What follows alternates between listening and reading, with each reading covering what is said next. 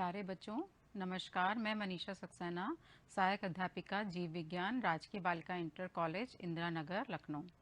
बच्चों, आज हम कक्षा 10 के विषय विज्ञान में अध्याय 8 जीव जनन कैसे करते हैं के भाग 2 का अध्ययन करेंगे।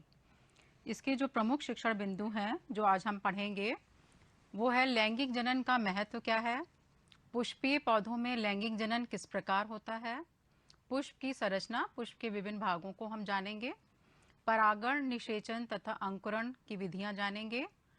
फिर मानव में लैंगिक जनन किस प्रकार होता है, नर जनन तंत्र, मादा जनन तंत्र, फिर अंड कोशिका का निषेचन किस प्रकार होता है, ऋतुस्राव, और अंत में हम पढ़ेंगे जनन स्वास्थ्य से हम क्या समझते हैं। बच्चों, इसके पहले वाले भाग में आपने अलैंगिक जनन के विषय में पढ़ा था और अलैंगिक जनन की विभिन्न विधियों के बारे में भी पढ़ा था। आपने पढ़ा था कि अलैंगिक जनन केवल एकल जीव के द्वारा नए जीवों की उत्पत्ति से होता है और अलैंगिक जनन के लिए नर और मादा युग्मकों की हमें आवश्यकता नहीं होती। इसके अतिरिक्त उसमें समसूत्री विभाजन होता है और जो है वो निम्न वर्ग के एक कोशिकीय जंतुओं या फिर सरल बहुकोशिकीय जंतुओं में होता है। आज हम लैंगिक जनन के बारे में पढ़ेंगे।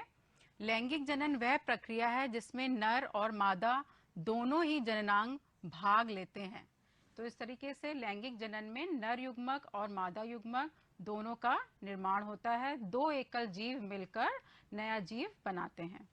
दूसरा है बच्चों, लैंगिक जनन विधि द्वारा विभिन्नताओं के नए संयोजन प्राप्त होते हैं। विभिन्नताएं हमें मिलती हैं लैंगिक जनन के द्वारा, जिससे कि नई जातियों का विकास होता है और ये जैव विकास का आधार है। तीसरा है बच्चों, अर्धसूत्री विभाजन होने से संतति में गुण सूत्रों की संख्या और डीएनए की मात्रा पुनर्स्थापित हो जाती है, अर्थात डीएनए और गुणसूत्रों की संख्या निश्चित हो जाती है। अर्धसूत्री विभाजन होने से जो हमारे प्रत्येक जाति में जो गुणसूत्रों की संख्या जो कि एक निश्चित संख्या होती है वो वही बनी रहती है। अर्धसूत्री विभाजन का इसमें यही महत्व है। अगला है, नर व मादा युग्मकों के संयोजन से बने युग्मनज को वृद्धि एवं परिवर्धन के लिए ऊर्जा के भंडार प्राप्त होते हैं। ये ऊर्जा के भंडार बच्चों अधिकतर मादा युग्मक से प्राप्त होते हैं जो भ्रूण को पोषित करता रहता है। तो इस तरीके से लैंगिक जनन में नर और मादा युग्मक मिलकर युग्मनज का निर्माण करते हैं। इस तरीके से लैंगिक क्रिया होती है। बच्चों, अब हम जानेंगे पुष्पीय पौधों में लैंगिक जनन। पहले हम पौधों का लेंगे और उसके बाद हम मानव का लेंगे। पुष्पीय पौधों में लैंगिक जनन। बच्चों, पुष्प केवल हमें आकर्षित ही नहीं करते बल्कि वो पौधे के जनन अंग होते हैं। किस तरह जनन अंग होते हैं बच्चों? पुष्प देखिए, पुष्प से फल बनता है, फल से बीज बनता है और बीज से नया पौधा निकलता है। तो इस तरीके से पुष्प जो है वो नए पौधे का निर्माण करते हैं, या हम कह सकते हैं कि पुष्प जो है पौधे का जनन अंग होता है। इसको समझने के लिए आइए हम सबसे पहले ये जानते हैं कि पुष्प की संरचना क्या है। पुष्प की संरचना में बच्चों ये 4 चीजें होती हैं। पहले हम उनका नाम जान लेते हैं। बाह्य दल, दूसरा है दलपुंज, तीसरा है पुंकेसर और चौथा है स्त्री केसर। आइए देखते हैं कि पुष्प में इन सारे चीजों की जो स्थिति है वो क्या है, कहाँ है। सबसे पहले देखिए, नीचे ये जो हरे रंग का होता है पत्तियां, इसको हम बाह्य दल कहते हैं। ऊपर जो कलर्ड या रंगीन पंखुड़ियां होती हैं इनको हम दल या दलपुंज कहते हैं। बीच में देखिए ये जो है हिस्सा, ये कहलाता है अंडाशय। ये बीच वाला वर्तिका और ऊपर वाला वर्तिका, और इन तीनों को मिला के हम कहते हैं स्त्री केसर, जो कि पुष्प का मादा जननांग होता है। इसके बाद आप ये देखेंगे कि ये स्त्री केसर के चारों तरफ बहुत सारी ये तंतु हैं, इनको हम कहते हैं पुंकेसर। इसके 2 प्रमुख भाग होते हैं, परागकोश और तंतु। इस तरीके से 4 प्रमुख भाग होते हैं पुष्प की संरचना में।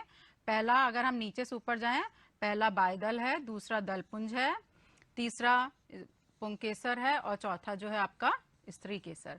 अगर हम एक जायांग और या एक पुमांग की संरचना का अध्ययन करें तो आप देखिएगा ये एक पुंकेसर है,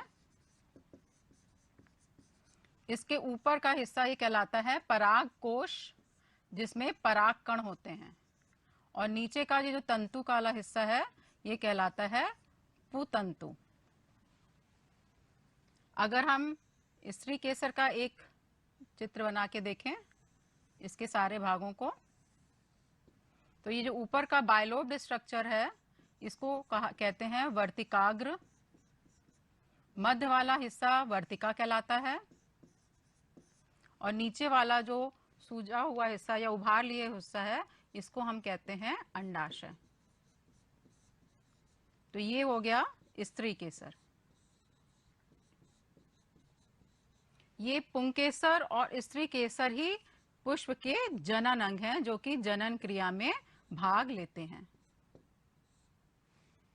अब इसके आधार पे कि स्त्री केसर या पुंकेसर एक ही पुष्प में है कि अलग अलग पुष्प में है, हम पुष्प को दो भागों में विभाजित कर सकते हैं।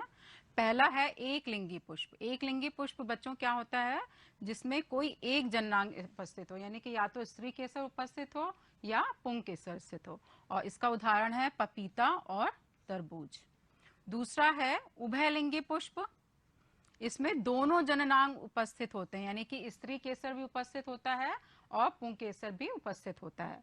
इसके उदाहरण है गुड़हल और सरसों। तो बच्चों आपको ये पुष्प की संरचना समझ में आ गई होगी। अब हम आगे चलेंगे और देखेंगे कि पुष्प में बीज निर्माण की प्रक्रिया किस प्रकार होती है।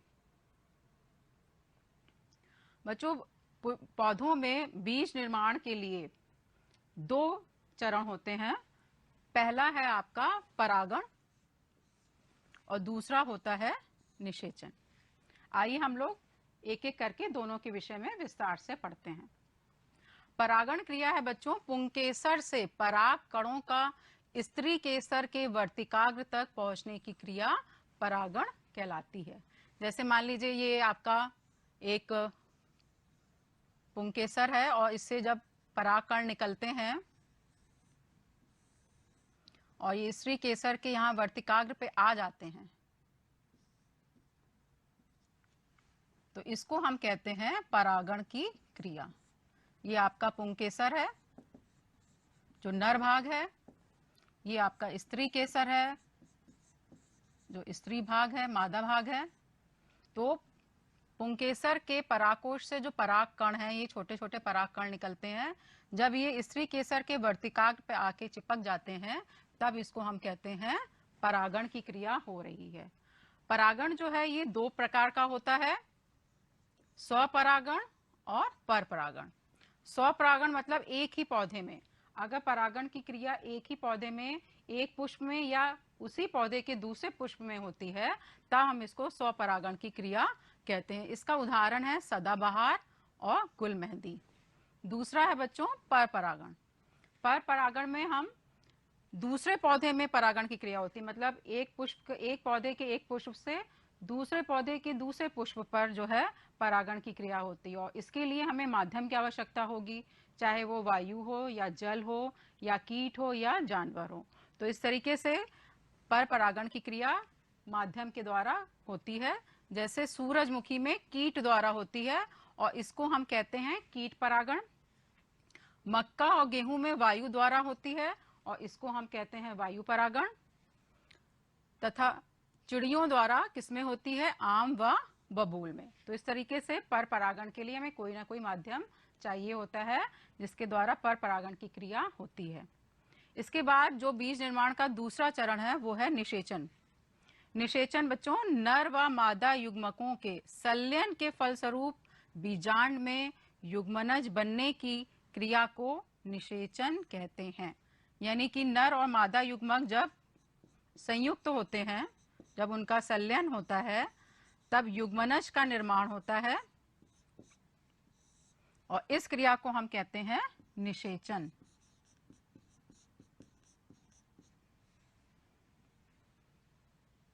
पुष्पीय पौधों में द्विनिषेचन और त्रिक संलयन की क्रिया होती है। अब ये द्विनिषेचन और त्रिक संलयन क्या है बच्चों, इसको हम इस चित्र के माध्यम से समझेंगे। बच्चों देखिए, ये स्त्री केसर का चित्र है। इसमें ये ऊपर पराग कण है और पराग कण अंकुरित होकर लंबी सी पराग नलिका बनाते हैं, जो रसायनानु परिवर्तन के फलस्वरूप बीजांड में प्रवेश कर जाती है। इस पराग नलिका में नर युग्मक होते हैं, 2 नर युग्मक होते हैं। और ये जो अंदर का हिस्सा आप देख रहे हैं बीजांड, ये 8 सेल स्ट्रक्चर है, इसमें 8 कोशिकाएं होती हैं। यहाँ नीचे जो है ये मादा युग्मक है और ये जो है इसको हम कहते हैं ध्रुवीय केंद्रक।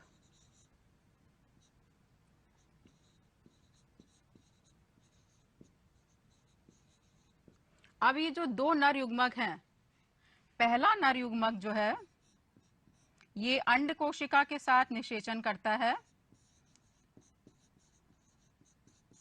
और क्या बनाता है बच्चों, युग्मनज। और दूसरा नर युग्मक जो है वो ये ध्रुवीय केंद्रक के साथ संलयन करता है और बनाता है भ्रूण पोष, जो कि भ्रूण को भोजन देते हैं। तो इस तरीके से आपने देखा कि 2 बार निषेचन की क्रिया हुई है। एक बार एक नर युग्मक, पहला जो नर युग्मक है वो अंड कोशिका के साथ संलयन करके युग्मनज का निर्माण कर रहा है और दूसरा नर युग्मक जो है वो ध्रुवीय केंद्रक के साथ संलयन करके भ्रूण पोष का निर्माण कर रहा है। अब ये जो नर युग्मक है, ये जो दूसरा वाला जिसमें भ्रूण पोष का निर्माण हो रहा है, ये N है, ध्रुवीय केंद्रक 2 हैं तो 2N और N प्लस मिलके 3N हो जाएंगे। तो इसलिए इसको हम कहेंगे त्रिक संलयन। इस तरह से पुष्पीय पौधों में द्विनिषेचन मतलब 2 बार निषेचन की क्रिया हो रही है और त्रिक संलयन मतलब कि यहाँ पे जो भ्रूण पोष का निर्माण हो रहा है उसमें 3 केंद्रकों का संलयन हो रहा है। तो इस तरीके से पौधों में लैंगिक जनन की क्रिया होती है, जिसमें स्त्री केसर और पुंकेसर दोनों हिस्सा लेते हैं, दोनों भाग लेते हैं। पराग कण पराग नलिका बना के बीजांड में प्रवेश करते हैं और अंड कोशिका के साथ संलयन करते हैं, निषेचन की क्रिया होती है। निषेचन की क्रिया से युग्मनज बनता है, युग्मनज भ्रूण में परिवर्तित हो जाता है जो बाद में बीज बन जाता है। बच्चों इसमें ध्यान रखने वाली बात है, जब ये जो पूरी प्रक्रिया हो जाती है, अंडाशय जो है ये फल में बदल जाता है और ये जो बीजांड वाला हिस्सा है ये बीज में बदल जाता है और बाकी जो इसके हिस्से हैं ऊपर के वो सब मुरझा के झड़ के गिर जाते हैं। तो आशा है आपको बच्चों ये पौधों में परागण और निषेचन कैसे होता है, लैंगिक जनन किस प्रकार हुआ, आपको अच्छी तरह से समझ में आ गया होगा। अब हम आगे बढ़ते हैं। अंकुरण, जो निषेचन की क्रिया के फलस्वरूप पौधों में बीज का निर्माण हुआ, ये बीज जो है अंकुरित होकर नया पौधा बनाएगा। तो अंकुरण क्या है बच्चों, युग्मनज विभाजित हो भ्रूण में विकसित हो जाता है जो अंत में बीज में परिवर्तित हो जाता है। बीज के नवोद्भिद मतलब नया पौधा में विकसित होने की प्रक्रिया को अंकुरण कहते हैं। ये देखिए एक बीज है, इसके 2 हिस्से हैं, ये बीज पत्र कहलाते हैं जिसमें भोजन संग्रह होता है और इसमें देखिए नवोद्भिद छोटा सा पौधा इसके अंदर है। ऊपर वाला प्रांकुर है जो कि तने में परिवर्तित हो जाता है, नीचे वाला मूलांकुर है जो कि जड़ में बदल जाता है। इस तरीके से बीज से नया पौधा बन जाता है और पौधे में लैंगिक जनन की क्रिया पूरी संपन्न हो जाती है। तो ये तो हुआ बच्चों पौधों में लैंगिक जनन। अब हम पढ़ेंगे मानव में लैंगिक जनन। बच्चों मनुष्य में सुविकसित नर और मादा जनन होते हैं और यौवना आरंभ के समय एक उम्र ऐसी होती है जिसमें नर और मादा अंग परिपक्व होने लगते हैं और इसको हम कहते हैं लैंगिक परिपक्वता। नर में ये जो है 12 से 14 वर्ष की आयु में होने लगता है और मादा में ये थोड़ा जल्दी होता है, 10 से 12 वर्ष की आयु में ये आरंभ हो जाता है। जब ये लैंगिक परिपक्वता होने लगती है इसका मतलब नर में शुक्राणु और मादा में अंड कोशिका का निर्माण शुरू हो गया है और वो दोनों जनन के लिए तैयार हैं। जब यौवना आरंभ होता है, यौवन काल, तब लड़के लड़कियों और किशोरावस्था जो है उसमें कुछ परिवर्तन हमारे शरीर में देखने को मिलते हैं। आइए इसको देखते हैं। सबसे पहले लड़कों में लड़कों में शारीरिक परिवर्तन होता है, जैसे मूंछ और दाढ़ी का आना, आवाज का भारी होना, शरीर सुडौल और ताकतवर होना। लड़कियों में शारीरिक परिवर्तन वक्ष का विकसित होना, आवाज का महीन होना और ऋतुस्राव का प्रारंभ होना। कुछ लक्षण जो है लड़के और लड़कियों दोनों में एक जैसे होते हैं, समान परिवर्तन, जैसे कि त्वचा का तैलीय होना, मुहासे निकलना और जननांगों पर बाल आना। तो इस तरीके से यौवन काल आरंभ होने से ये आपके शरीर में परिवर्तन होने लगते हैं। इसके बाद हम पहले लेंगे नर जनन तंत्र। नर जनन तंत्र मनुष्य में नर जनन अंगों से मिलके बना है। पहले हम देखेंगे कि कौन कौन से अंग हैं, उनके नाम समझेंगे, फिर उसकी स्थिति समझेंगे और फिर उसके हम कार्य समझेंगे। सबसे पहले जो प्रमुख जनन अंग है वो है एक जोड़ी वृषण, वृषण कोश, शुक्र वाहिनियां, शुक्राशय, प्रोस्टेट ग्रंथि, मूत्र मार्ग और शिशन। इसमें देखिए, इसकी अगर स्थिति हम देखें, सबसे नीचे देखिए एक जोड़ी वृषण पाया जाता है जो कि वृषण कोश में स्थित होता है। फिर इसमें से नलिकाएं निकलती हैं जिसको हम शुक्रवाहिनी कहते हैं, और ये शुक्रवाहिनी जो है शुक्राशय में जाके मिलती हैं। यहाँ पे एक ग्रंथि भी पाई जाती है नर में, इसको हम प्रोस्टेट ग्रंथि कहते हैं, और इस तरीके से इसका भी तरल पदार्थ और इससे शुक्राणु जो है ये निकलकर यहाँ पे शिशन में पहुंचते हैं। अब हम इनका कार्य देखें। सबसे पहले वृषण का। वृषण जो है वो नर जनन अंग है और इसमें से टेस्टोस्टेरोन नामक हार्मोन निकलता है जो शुक्राणुओं का निर्माण करता है। इसके बाद वृषण कोश। वृषण कोश में वृषण सुरक्षित रहता है। शुक्रवाहिनियां। शुक्रवाहिनियां जो वृषण में यहाँ पे शुक्राणु बन रहे हैं उनको यहाँ तक शुक्राशय तक स्थानांतरित करने का काम करती हैं और फिर उसको शिशन तक पहुंचाती हैं। शुक्राशय में शुक्राणुओं का पोषण होता है, इसको पोषण का एक माध्यम प्राप्त होता है। प्रोस्टेट ग्रंथि में भी एक तरल पदार्थ होता है जो उसको गति के लिए माध्यम प्रदान करता है। तो इस तरीके से जो शुक्राणु हैं, जो नर युग्मक हैं, ये शुक्राणु जो हैं तरल पदार्थ के साथ जो दोनों शुक्राशय और प्रोस्टेट ग्रंथि से निकल रहे हैं मिलके बनाते हैं वीर्य। अंत में है ये मूत्र मार्ग और शिशन। शिशन में जो मूत्र और शुक्राणु के जो दोनों बाहर निकलने का जो रास्ता है वो नर में एक ही होता है। एक ही रास्ते से, एक ही मार्ग के द्वारा मूत्र और शुक्राणु बाहर निकलते हैं। तो ये तो हो गया बच्चों नर जनन तंत्र। अब हम आते हैं मादा जनन अंग पे। मादा जनन तंत्र मादा जनन अंगों से मिलके बना है। इसमें भी हम पहले नाम समझेंगे, फिर स्थिति समझेंगे और फिर उसके कार्य समझेंगे। नर इसमें मादा जनन अंगों में पहला है अंडाशय, दूसरा अंडवाहिनी, तीसरा गर्भाशय है और चौथा है योनि द्वार या योनि।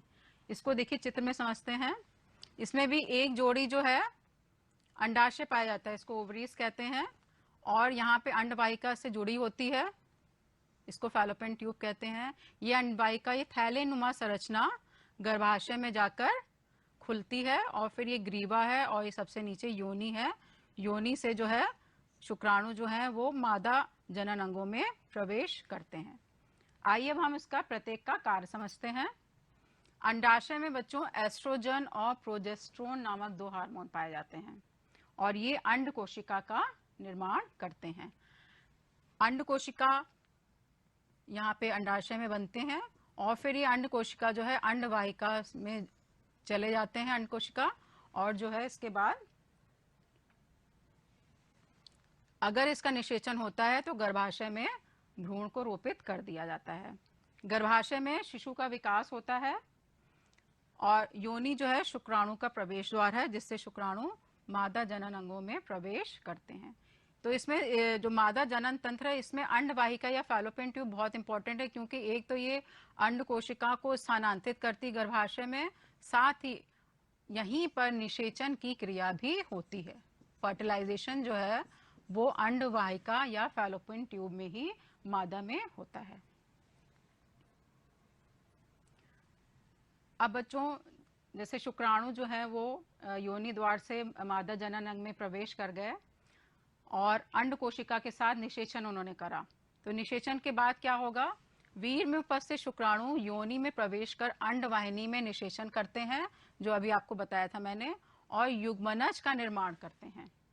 युग्मनज गर्भाशय में रोपित हो जाता है। पहले युग्मनज का निर्माण हुआ, फिर वो गर्भाशय में रोपित हो गया, वहां पे विभाजित और विभेदित होता है, और अंत में किस में बदल जाता है युग्मनज? भ्रूण में परिवर्तित हो जाता है। बच्चों, इसमें एक बहुत इंपॉर्टेंट पॉइंट है गर्भाशय में, वो है प्लेसेंटा का। प्लेसेंटा जो है एक विशेष प्रकार का ऊतक है जो गर्भाशय में पाया जाता है। इसका मुख्य कार्य जो है वो ये है कि ये माँ के रक्त से भ्रूण को पोषण देता है। जो भ्रूण की जो वृद्धि होती है, जो विकास होता है, वो माँ के रक्त से ही प्राप्त करता है, वो प्लेसेंटा के माध्यम से किया जाता है। और अपशिष्ट पदार्थों का जो निवारण है, जो बेकार के पदार्थ हैं भ्रूण के द्वारा जो निकाले गए हैं, उनका भी वो निपटारा करता है। तो इस तरीके से प्लेसेंटा जो है वो बहुत इंपॉर्टेंट है, गर्भाशय में पाया जाता है, और ये बढ़ते हुए जो गर्भ में शिशु पल रहा है उसके वो पूरा पोषण देता है। फिर बच्चों, गर्भकाल अंडे के निषेचन से लेकर जन्म तक के जो समय है, पूरा अंड कोशिका का निषेचन हुआ वीर्य से, और जो पूरा युग्मनज बना, युग्मनज से जो भ्रूण बना, फिर भ्रूण से पूर्ण विकसित जो शिशु बन गया, उसको हम कहते हैं उस समय को गर्भकाल, और इसकी अवधि लगभग 9 से 10 महीने तक होती है। तो बच्चों, ये आपने समझ लिया कि अंड कोशिका का जब निषेचन होता है वीर्य में उपस्थित शुक्राणुओं से, तो किस प्रकार युग्मनज बनता है, और उस युग्मनज को भ्रूण में परिवर्तित करने के लिए प्लेसेंटा का क्या कार्य होता है। अब मान लीजिए ये अंड कोशिका निषेचित नहीं हुई, तब क्या होगा? इसमें देखिए, जब अंड का निषेचन नहीं हो पाता है तो गर्भाशय की भित्ति टूटकर योनि मार्ग से रक्त एवं म्यूकस के रूप में क्षय हो जाती है। इसको हम कहते हैं ऋतुस्राव या रजोधर्म। हर महीने जो गर्भाशय है वो अपने को तैयार करता है कि हमें निषेचन के फलस्वरूप अंड कोशिका हमें जो है वो निषेचन अंड प्राप्त हो, और उसके लिए वो तैयार करता है, अपने को मांसल बनाता है, अपनी भित्ति को मोटा करता है। परंतु अगर ऐसा नहीं हो पाता है, निषेचन की क्रिया नहीं हो पाती, अंड निषेचित नहीं हो पाता, तो वो परत बेकार हो जाती है, तो उसको वो धीमे धीमे क्षय कर देता है, और इसको हम कहते हैं ऋतुस्राव या रजोधर्म। इसमें लगभग पूरा 1 महीना लगता है, इसलिए इसको मासिक चक्र भी कहा जाता है, इंग्लिश में मेंस्ट्रुअल साइकिल भी इसको कहते हैं। इस चक्र को लगभग 1 महीने का समय लगता है, और 6 से 7 दिन तक ये चक्र जो प्रक्रिया है ऋतुस्राव की वो होती रहती है। 40 से 50 वर्ष की आयु पर जब उम्र बढ़ने लगती है, तब अंडाशय से अंड का निर्माण बंद हो जाता है, और इस स्थिति को हम कहते हैं रजनोवृत्ति या मेनोपॉज, जो कि 40 से 50 वर्ष की महिलाओं में होता है। अंड निर्माण की जो क्षमता है वो धीमे धीमे खत्म होने लगती है, क्योंकि हार्मोन भी धीमे धीमे कम होने लगते हैं। अब बच्चों, हम आते हैं जनन स्वास्थ्य पे। जनन स्वास्थ्य का मतलब है कि जनन से संबंधित सारे आयाम, चाहे वो शारीरिक हो, चाहे वो मानसिक हो, चाहे वो सामाजिक हो, उसका व्यवहारिक रूप से स्वस्थ होना। तो इसमें हम सबसे पहले पढ़ेंगे यौन जनित रोग। इसको एसटीडीज भी कहते हैं। एसटीडीज मतलब सेक्सुअली ट्रांसमिटेड डिजीजेस।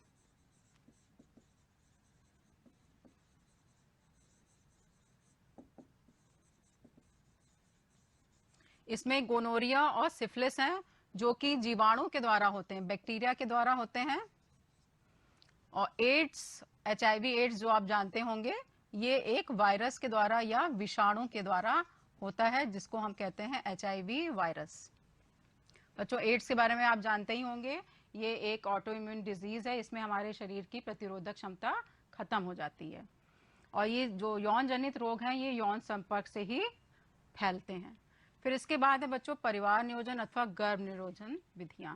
हमारे देश की जनसंख्या बच्चों पता है आपको 130 करोड़ हो गई है, और जनसंख्या को सीमित रखने की बहुत अधिक आवश्यकता है, क्योंकि जनसंख्या बढ़ने से अनेक प्रकार की समस्याएं सामने आती हैं। तो अपने परिवार को सीमित रखने के लिए हमें कुछ विधियां अपनानी पड़ती हैं। इसमें कुछ पहली है अस्थायी विधियां, जिसमें पहला है लूप और कॉपर्टी, जो 5 साल के लिए महिलाएं अपने शरीर में लगा सकती हैं, इससे गर्भ धारण नहीं होता है। दूसरा है गर्भ निरोधक गोलियां, जो कि एक रसायन होते हैं गोलियों के रूप में, जो हार्मोन को संतुलित करते हैं, हार्मोन में परिवर्तन करते हैं और अंड का निर्माण नहीं होता। इसमें आपने नाम सुना होगा माला डी। इसके बाद है यांत्रिक अवरोध, जिससे कि शुक्राणु और अंड का निषेचन ना हो पाए, उसमें अवरोध उत्पन्न हो। उसके लिए पुरुष द्वारा कंडोम इस्तेमाल होता है और महिलाओं द्वारा सर्वाइकल कैप का इस्तेमाल किया जाता है। दूसरी है स्थायी विधियां, इसमें पुरुष नसबंदी और महिला नसबंदी आती है। बच्चों, ये शल्य क्रिया द्वारा संपन्न होती है और पुरुष में शुक्रवाहिनी को काटकर बांध दिया जाता है जिससे शुक्राणु का स्थानांतरण ना हो पाए, और महिला नसबंदी में अंडवाहिनी को बांध दिया जाता है जिससे अंड कोशिका का स्थानांतरण ना हो पाए और गर्भधारण ना हो पाए। इसके बाद है बच्चों भ्रूण हत्या। हमारे देश में कुछ क्षेत्रों में भ्रूण हत्या होती है, विशेषकर कन्या भ्रूण हत्या होती है। उसको माँ के गर्भ में ही उसको नष्ट कर दिया जाता है, जो कि बहुत ही गलत है, क्योंकि हमारे देश में भ्रूण लिंग निर्धारण कानूनी अपराध है। लिंग की जांच करना कानूनी अपराध है, फिर भी कुछ लोग करते हैं, जो कि गलत है, क्योंकि एक स्वस्थ समाज के लिए पुरुष और स्त्री के जो अनुपात है उसमें संतुलन होना बहुत अधिक आवश्यक है। तो इसलिए भ्रूण हत्या को हमें इनकरेज नहीं करना चाहिए। तो इस तरीके से आपने आज पढ़ा कि लैंगिक जनन क्या होता है, उसका महत्व पढ़ा, और पौधों में लैंगिक जनन किस प्रकार होता है, मानव में लैंगिक जनन किस प्रकार होता है, नर जनन तंत्र और मादा जनन तंत्र क्या होते हैं, इसके बारे में आपने विस्तार से पढ़ा। आशा है आपको बच्चों ये पाठ अच्छे से समझ में आ गया होगा। अब मैं गृह कार्य के लिए आपको कुछ प्रश्न दे रही हूँ। पहला प्रश्न है लैंगिक जनन के क्या लाभ हैं। दूसरा है परागण निषेचन से किस प्रकार भिन्न है। तीसरा शुक्राशय का क्या कार्य होता है नर जनन तंत्र में। चौथा है गर्भस्थ शिशु को पोषण कहाँ से प्राप्त होता है। और पांचवा है जनसंख्या नियंत्रण क्यों आवश्यक है, इसकी स्थायी व अस्थायी विधियां लिखिए। मन की बात। माननीय प्रधानमंत्री श्री नरेंद्र मोदी भारत की जनता से साझा करेंगे अपने मन की बात। रविवार 27 दिसंबर